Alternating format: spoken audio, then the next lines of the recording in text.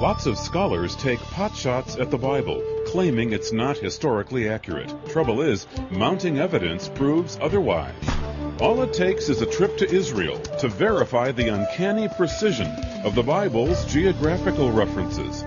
The more it's attacked, the better it looks. Stay with us. From Chicago's Moody Church, this is Running to Win with Dr. Erwin Lutzer, whose clear teaching helps us make it across the finish line.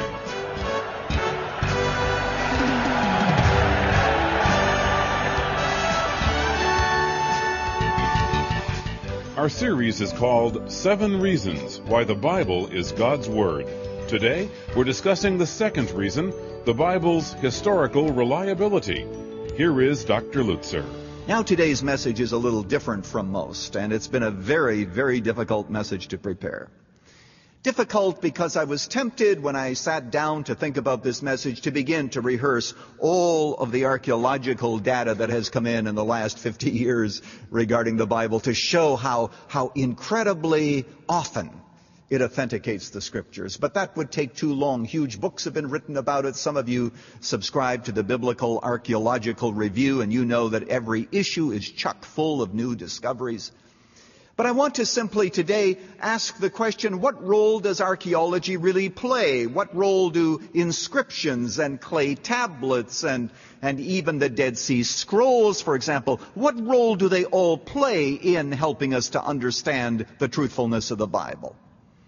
Well, the answer is this. First of all, obviously archaeology and these various studies cannot prove the entire Scriptures. We've already established that. There may never be an inscription with Abraham's name, Isaac or Jacob. There most assuredly may never be a reference to the Exodus in Egyptian literature. But secondly, let us remember that these studies are not an exact science. They are not an exact science. As they continue to work, archaeologists frequently revise their conclusions, and we must be very careful, because certainly we would like to say that archaeology confirms the Bible, as it has in many instances. There are also many instances, at least a few, in which it seems to contradict the Scriptures. And we must go very carefully, recognizing that if all the facts were indeed, it would not contradict the Scriptures. 1968, I was studying in Israel, and there was a group, part of our group, that was doing an archaeological study in Ai. You remember the story of Ai, where Joshua fought that battle and lost because a man had hidden something in his tent? Achan had hidden that which God had forbidden. And the students came back to Jerusalem one evening and they said, we want to rewrite the book of Joshua. I thought, how undeniably arrogant that you would have more knowledge regarding what happened just because you spent 6 weeks in a hot tent doing some digging than the ancient biblical writers who are eyewitnesses. Staggers the imagination. Well, another archaeologist came to Jerusalem and said, he thought that the students were even digging in the wrong place, that they were on the wrong city. So it isn't an exact science. It isn't exact. But I will say that as the evidence begins to grow, one liberal theory of the Bible after another has had to capitulate over and over again, because the more we know, the more favorable it is to the biblical text. I want to spend a moment answering a question that I'm frequently asked. People ask me this question. They say, what about some of the accounts of creation that occur in sources that are not in the Bible? For example, archaeologists in the city of Nineveh, which there was a library in the city of Nineveh, thousands of clay tablets. And it was the library of Ashurbanipal. I used to teach biblical history, and the students used to always be able to remember that name by saying Ashurbanipal. Ashurbanipal. And in that find, they discovered that there are traces of an account of creation 100 lines long. And it is believed that this account is 400 years older than Moses.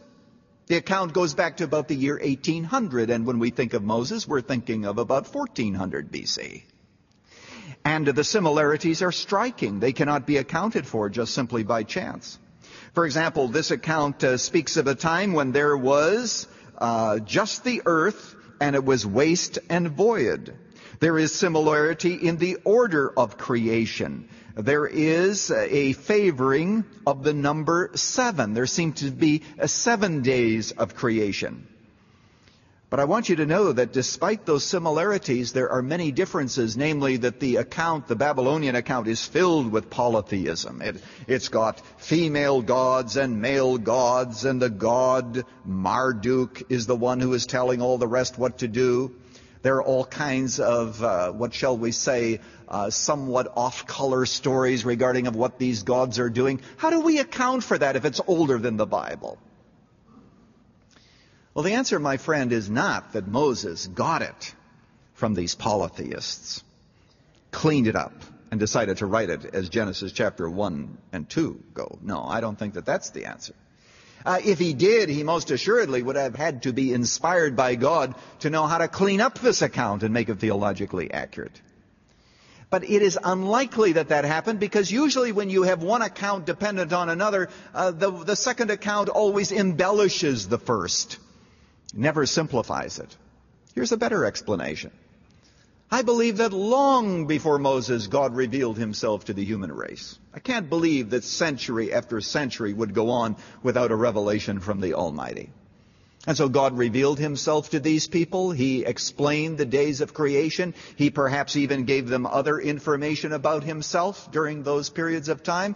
And as a result of that, you have this tradition of the creation story, which was not accurately recorded. It went along by word of mouth for a while, and then it was written down, but it became contaminated with all kinds of pagan ideas. And so here's this story floating out there before the time of Moses.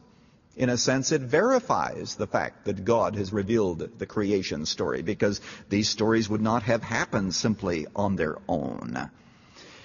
There are flood stories in almost every civilization. That only makes sense because you have the flood, you have Noah, you have his sons. As they begin to spread out and nations begin to build, of course they begin to